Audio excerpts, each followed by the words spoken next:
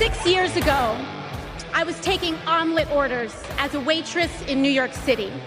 It was only through the miracles of democracy and community that the good people of the Bronx and Queens chose someone like me to elect them in Congress. They chose you to elect them in Congress? Is that what you just said, Congresswoman? Back to the omelet ranch with you. Was that really 6 years ago? Seems like a lot less than that. Whenever I see Alexandria Ocasio-Cortez in town, I always snap my fingers at her and say, Kettle One rocks, twist. Kettle One rocks, twist. It's all I can think of saying when I see her. Oh, barmaid. I like to say, oh, barmaid. It's more fun than, well, just about anything else. You know, Congresswoman. And it's not really a miracle. It's just our Western values, our Western system of government. She thinks it's a miracle because she thought a garbage disposal was a miracle, too. I recall she posted a video of herself where she was actually absolutely astonished by the operation of a garbage disposal in a sink in a kitchen. Amazed, absolutely amazed by that. She's easily impressed, obviously, and easily confused. Omelets. Omelets. What kind of omelets? You like the Western omelets? That was AOC last night in Chicago. How many people were shot last night at the...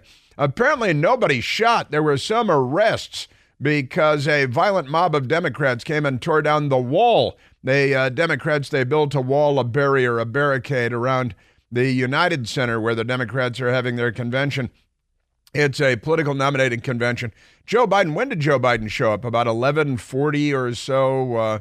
We were coming up on midnight. I got to say I was struggling to stay with it. I did stay awake through the very end of the Joe Biden speech. I will confess that by then I was in bed. We were in bed, nice and relaxed. It was, what was it, 4 a.m. or something? He was okay. It wasn't really 4 a.m., but it was after midnight.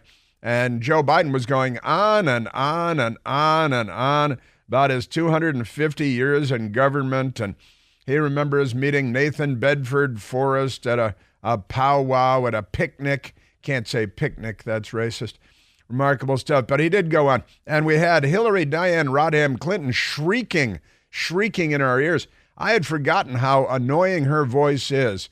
And we can thank Donald Trump for that, actually, that we had the opportunity to forget how annoying her voice is.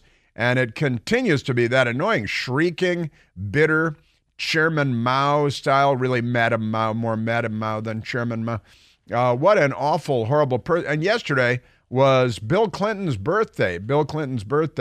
And what was Hillary doing? She was off shrieking at a crowd of people, thinking that she was still, in the running. And don't count her out, because nothing is over till it's over with her.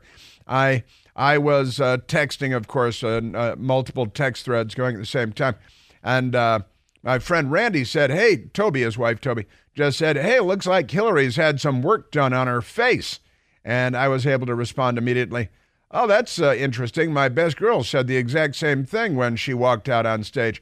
Looked like Hillary had some little, chop, snip. You think they're doing, I know they're doing free vasectomies outside of the convention center and free abortions. They're doing free abortions and vasectomies. It's almost as if they don't like people. It's like they don't want more people in the world.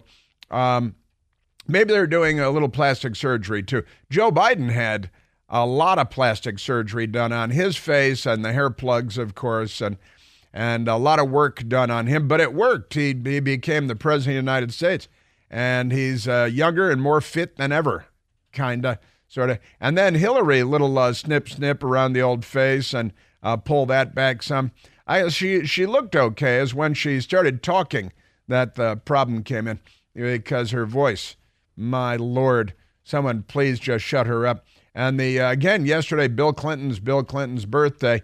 Every year on his birthday, He just hopes for 5 minutes of silence. He hopes for 5 minutes of silence.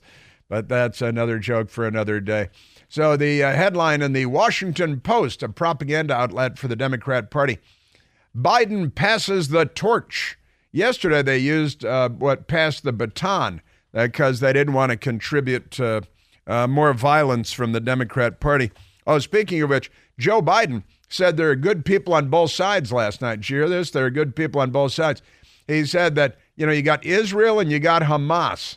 And did he say there are good people on both sides? It was kind of ironic. Once again, these people have no sense of irony, these people on the left.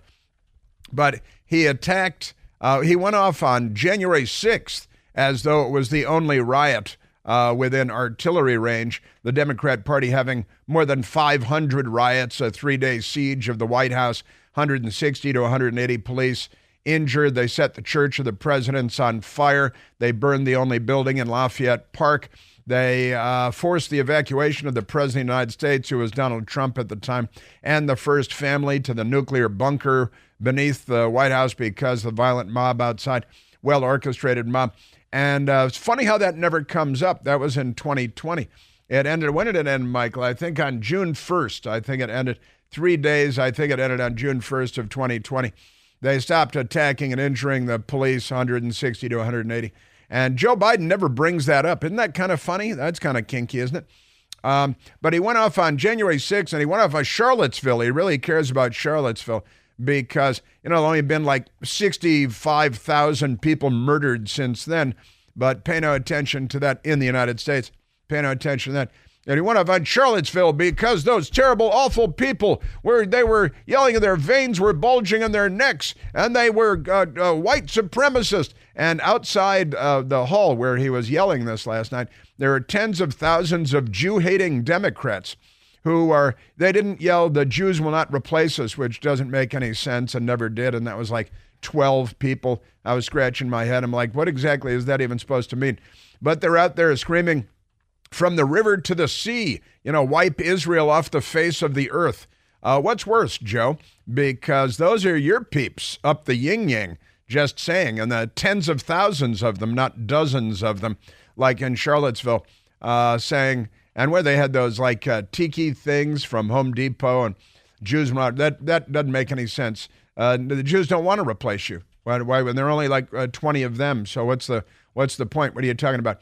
That never made any sense. But, you got tens of thousands of them just outside the door of the Democratic Convention, and they are pro-Hamas, they say pro-Palestinian, wipe Israel off the face of the map. They're like the Nazi party. They should be wearing armbands and instead of face masks, which so many of them are. Remarkable stuff. And then Joe Biden said there are good people on both sides. The good people, he said, they're the people outside. The people outside that were, the anti-Semites and stuff. He said it's just great that they're outside. There are good people on both sides because, boy, the protesters outside, he said they have a point. They have a point, these anti-Semites, because they're innocent people being killed on both sides. Those protesters out in the street, they have a point. A lot of innocent people are being killed on both sides.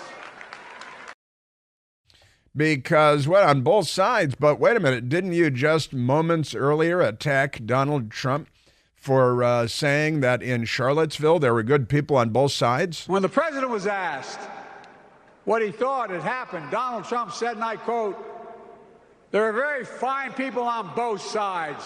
My God." My God. That's what he said. Boo. That's what he said. He was talking about the Democrats that are tearing down statues of American history, and there were some historical preservationists that thought that the violent mob shouldn't come and tear the statues down. And there was a debate going on about American history and whether we should, they stripped the names of Thomas Jefferson and James Madison off of schools and off of buildings and off of everything and tearing down statues everywhere. And at the same time, I noticed the Democrats the other day went to Prince George's County in Maryland to have a Democrat Party event. And I'm sorry, what? We got Prince George's County over here and Prince William County over here. And we got, King George over here. And they all live in Georgetown, named for King George. And they don't want to, those, by the way, the British royals, Those are the people that brought slavery to North America, just in case you guys know less than even I think you know. Extraordinary stuff. But they're fine with Georgetown, named for King George, and, King George this and Prince William, and it's just amazing to me. Prince George's County, they're all fine with that. The British royal family don't want to strip those names off. Those are the actual slavers. It's amazing stuff. You're a Democrat party. But there he is. He's condemning Donald Trump after misrepresenting him, which he did repeatedly last night. And other Democrats did repeatedly last night misrepresent. Joe Biden lied about all kinds of things. Bloodbath. He was talking about the economy becoming a bloodbath if you guys are reelected. And he's, the violence. There's violence outside. They're tearing down the barricades and, yelling, exterminate Israel. Amazing stuff. And he lied that President Trump has called for an abortion ban. He lied about President Trump saying he's going to be a dictator on day one. It was a tongue-in-cheek reference to Sean Hannity talking about closing the border and pumping oil. That's the thing.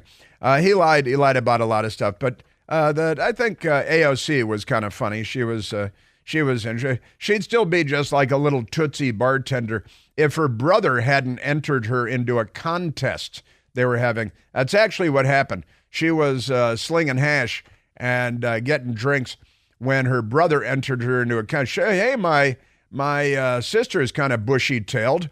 Maybe the Democrat Party would take her on as a member of Congress. And so her brother entered her in a left-wing radical contest in New York City, and she won. And now she's an exalted member of the United States Congress. It's amazing. It's a remarkable country we have here. Amazing things. Yes, My brother told me that he had sent my nomination in the summer, but I was like literally working out of a restaurant then. And I was like, there's no way. And now she's the most heroic member of Congress, shrieking and screaming at the Democratic National Convention in Chicago last night, where everyone's on tenterhooks, on pins and needles, waiting for the violent mobs outside to burn the city. Half the businesses have boarded up their storefronts in downtown Chicago because of the Democrat Party mob that has assembled there. The left-wing radicals who hate the Jews, and they think the Jews will not replace them. Also, it's remarkable. They're out in the streets. The police are out in the streets in huge numbers. And there is a business model in Chicago now that is boarding up storefronts when large numbers of Democrats come to the city. And so, invest in, it's got to be Home Depot, right? And they got the particle board that they use to board everything up. Remarkable stuff. So we've got the Democratic Convention. Day 2 is tonight, Barack Hussein Obama. I think they have Michelle Obama. I just saw pictures of her arriving in Chicago. Big Mike rolls into Chicago, and you can hear it from blocks away. Boom, boom, boom, boom. Here comes Big Mike. Big Mike's in town. Boom, boom, boom. Don't think any of that's over either, because the Democrats will do what they want when they want. So Joe Biden has passed the torch, but the arsonists haven't started burning the city down yet. Joe Biden said, I love my job, but I love my country more. That's Tara Reid used to say that. Now she lives in Russia where she feels safe. Has to be far, far away from the Biden family and their machine. Remarkable stuff. NBC fake news. The future is here is their headline. Hillary Clinton passes the torch to Kamala. So many torches. The party of the KKK should probably cool out on the torches thing. Although Senator Robert Byrd is excited that they're still using that terminology. The exalted cyclops of the Democrat Party. And Politico, left-wing radicals, Hillary Clinton gets her Trump revenge moment. Not that they're a bitter, vengeful bunch. Never mind that. And pro-choice protesters offered me free Plan B within 5 minutes of arriving at the DNC. That's a remarkable thing. They're giving out abortion pills and vasectomies for free. Just don't say they're anti-children, right? Just don't say they're anti-child.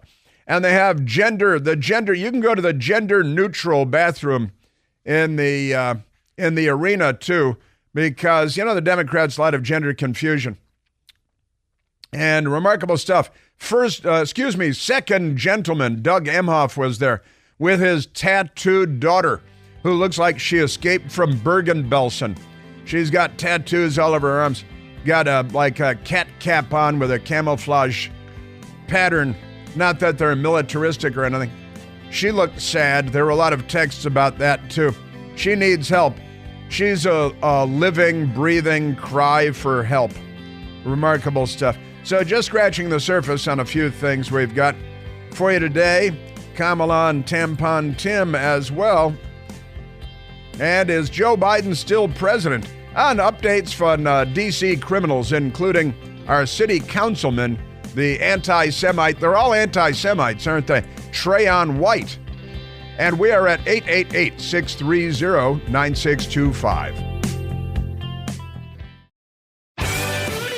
All right, let's go to the phones before getting back to all the fun stuff to stress us out this wonderful Tuesday morning. Let's go to Robert calling from Waldorf, Maryland. Robert, you're on the Chris Plant Show. Good morning, Chris. How you doing? Very well, Robert. What do you know? What do you say? Well, last night is proof that in America, you can still get ahead. I mean, look at Kamala. She worked hard, crawled out from underneath Willie Brown and wound up on top of Montel Williams. She worked a little harder and got herself a job as Barack Obama's girlfriend. I mean, what more do you need in this country? I mean, Kamala's philosophy in life is it ain't what you know, it's who you. Hey now. Yeah, that's. I think that's. It is. She's worked her way up the old-fashioned way, to be sure. And then we had also AOC, Alexandria Ocasio-Cortez. She was out there last night talking about how she was slinging hash and getting omelets and tending bar when her brother entered her into a contest that she won, and now she's a shrieking member of Congress. We're a great country, Robert, and there is opportunity here for everyone. And it's just a matter of whether you're willing to work hard enough.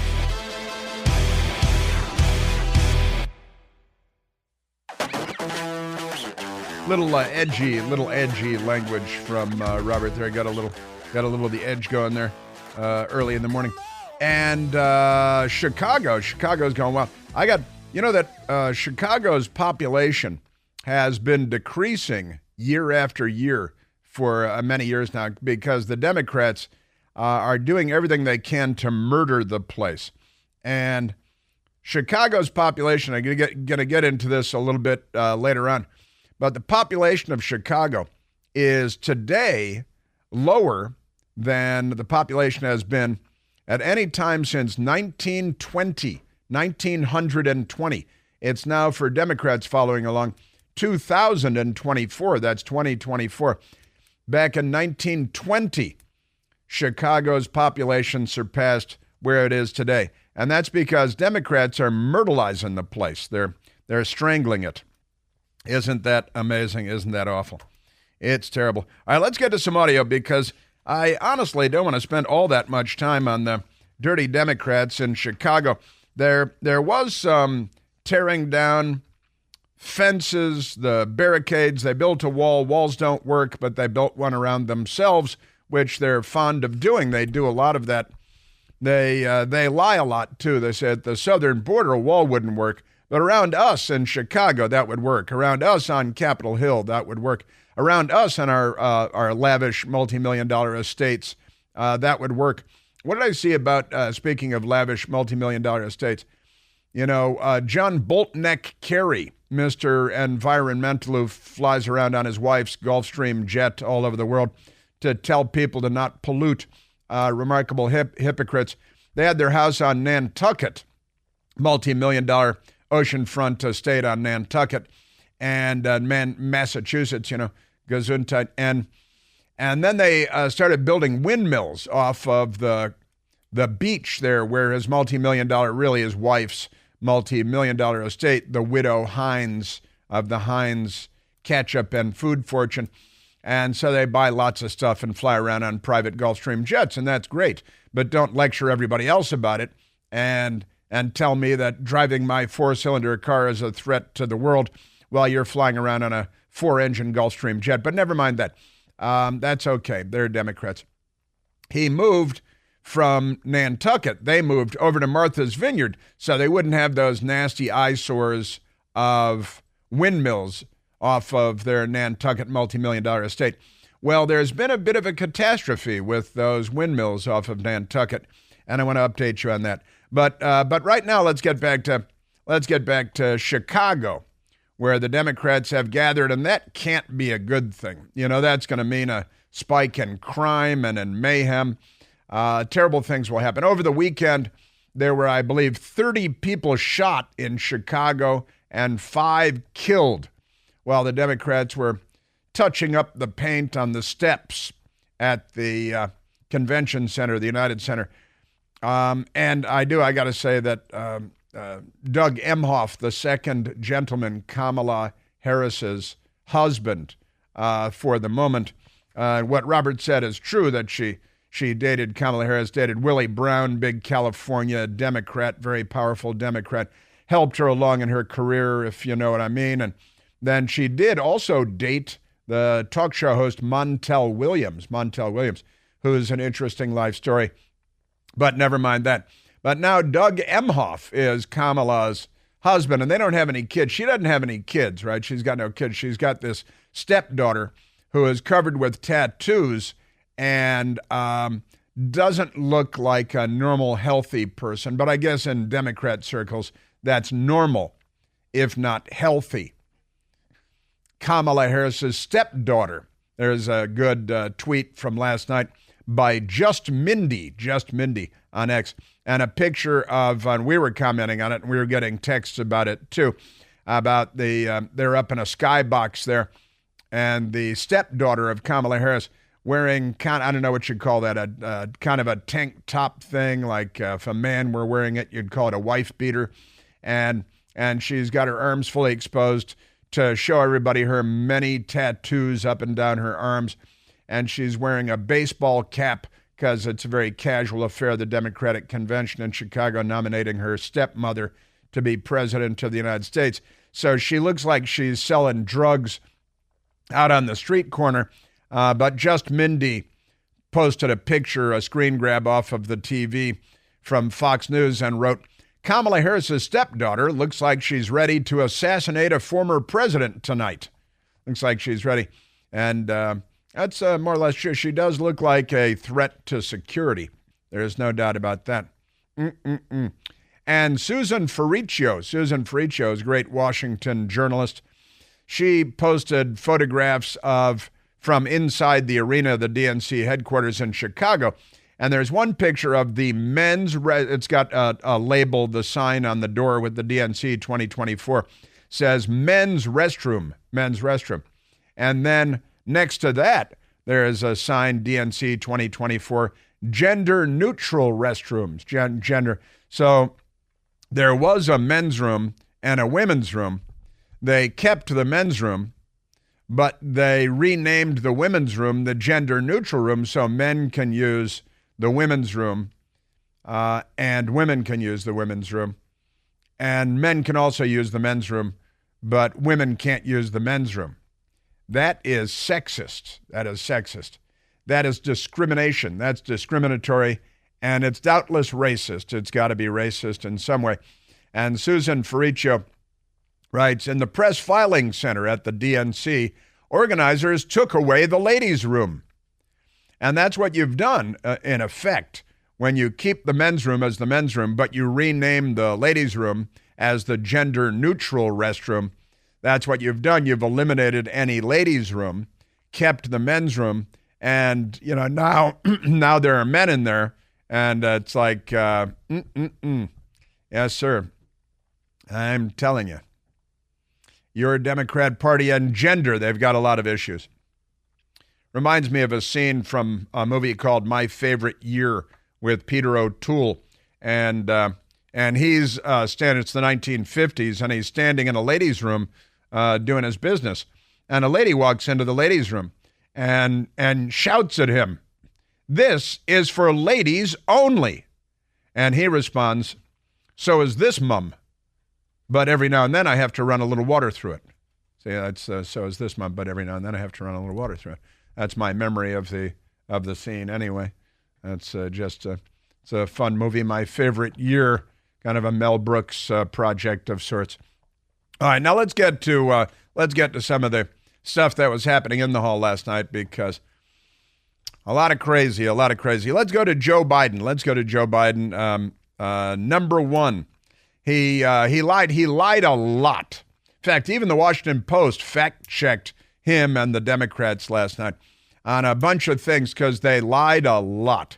They lied about a lot of things, mostly about Donald Trump, but also about themselves.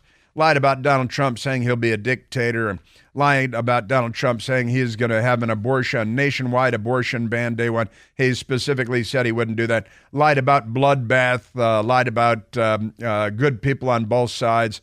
They lied about a whole lot of them. Lied about fewer people crossing the border now than when Trump was president. They lie about an awful lot. But here's Joe Biden last night on Israel. Now, when Donald Trump was president, there was no war in the Middle East, no war against Israel. And, have you noticed how everybody calls it the war in Gaza? They don't call it the war in Israel. They call it the war in Gaza, which would suggest that Gaza is a standalone nation or a standalone entity, wouldn't it? If you say it's not a war in Israel, it's a war in Gaza, then that means we already have a two-state solution in place, right? And Gaza is the Palestinian state that they use to plot against Israel and Israelis and Jews. And they dig tunnels and use international money to dig tunnels and build weapons so they can kidnap people and rape and torture them to death. In fact, you see, Israel just recovered 6 more dead bodies of hostages from a city in Gaza where the creepy, and they call Republicans creepy, and where the creepy Hamas people that they support kidnapped, tortured, raped, and murdered people and then kept their bodies. And the Israelis raided a place and got 6 dead hostages and recovered the bodies. But the creeps are so creepy that they won't even return the bodies of the people that they've murdered, because that's how creepy they are. And Joe Biden, he sent his boy Antony Blinken over there, and he's over there now, and they're making all this stuff up on CNN. Oh, the Egyptians have agreed to a peace deal. That you might as well say, like, the people of Cincinnati, Ohio, have agreed to a peace deal. The Egyptians will have nothing to do with it. The Egyptians built a wall because the southern end of Gaza borders Egypt, and they built a bigger wall than they've ever, even though they don't work, according to the Democrats. They built a wall because they're not going to take any Palestinians, not a one, and they don't want the creepy Palestinians sneaking into Egypt to commit crimes and murder and rape and all the stuff that they do. Kidnap, take hostages, all that. But never mind that. The Democrats are with the hostage-taking, rapist, mass-murdering, creepy terrorist group, the genocidal death cult that is Hamas. The Democrats are in bed with them. And Joe Biden has got this mob outside. He says there are good people on both sides. But he's got this mob outside, and they're pro-Hamas and anti-Jew, anti-Semites, anti-Israel, from the river to the sea. And there are tens of thousands of them. They could overtake the arena there, the United Center, if they wanted to. And they were tearing down fences and stuff last night, and some were arrested. But the news media is okay with that because it wasn't that bad. It was actually an insurrection. It was an attempt to, it's where they're nominating the Democrat Party's president, and the Democrat Party has the White House and the presidency right now. So this insurrection that took place last night, the insurrectionists outside, Do you think they'll get 22 years in prison for tearing down the fences and attacking the convention hall in this insurrectionist fashion, or will they be released on $100 bail? I bet they're all already released because it's the old double standard, you know. All right, so here's Joe Biden last night talking about how hard they're working, what a great job they're doing with the war in Israel. Never mind the hundreds of thousands that have been killed in the war between Ukraine and Russia. The news media is clapping, yay, Ukraine has invaded Russia and taken over an area the size of Los Angeles. Yeah, now what are they going to do? It's the largest country in the world, Russia. They're going to now roll their tanks on Moscow and take over the Kremlin and Red Square. Is that when they're going to declare victory? Because, that's been tried before. Not for a while. But this whole thing is such a failure, such a catastrophic failure, and literally hundreds and hundreds of thousands dead between the Russians killed and the Ukrainians killed. And where are the peace talks there? And where are the protests outside of the Democratic National Convention calling for a ceasefire and an end to the slaughter of... See, the thing is, those are all Anglos. Those are all white people. And they think that so-called Palestinians are not white people. They're technically Caucasian, but never mind that. Here's Joe Biden on Israel last night. We're working around the clock, my Secretary of State, to prevent a wider war and reunite hostages with their families. To what? And surge humanitarian health and food assistance into Gaza to the terrorists. Yay, feed the terrorists. Yay. To end. Help the terrorists. The civilian suffering of the Palestinian people. And finally. How about hostages?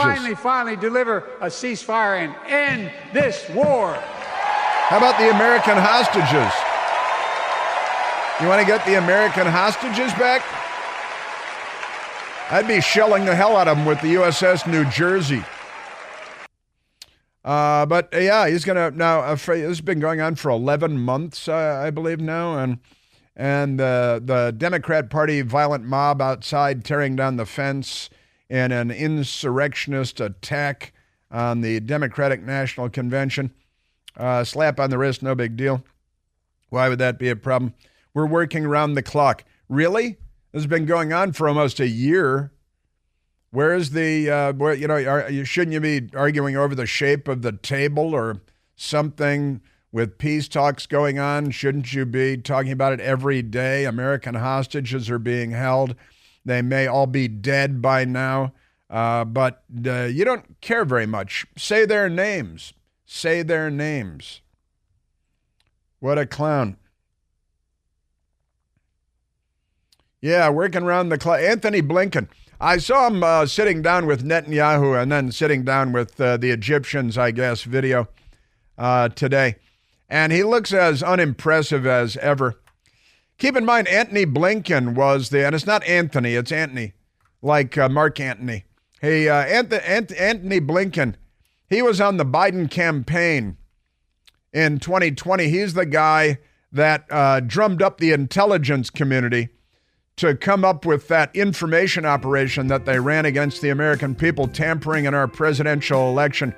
That's why he got the best job in the administration, Secretary of State, because he facilitated the biggest lie ever told in a presidential campaign, that the Hunter Biden laptop was Russian disinformation, and got all those crooked, filthy, communist voting intelligence people like John Brennan to sign on to that corrupt letter tampering in our presidential election.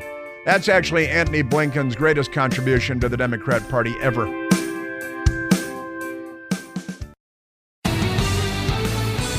All right, a lot more crazy, and the New York Times has a glowing piece on Kamala Harris from last night. Wait till you hear this one. Right now, let's go to the phones. Let's go to Chuck calling from the great state of Ohio. Charles, you're on the Chris Plant Show. Well, thank you very much, Chris. There was only one Rush, and there's only one Chris Plant. Well, thank you. You're very kind.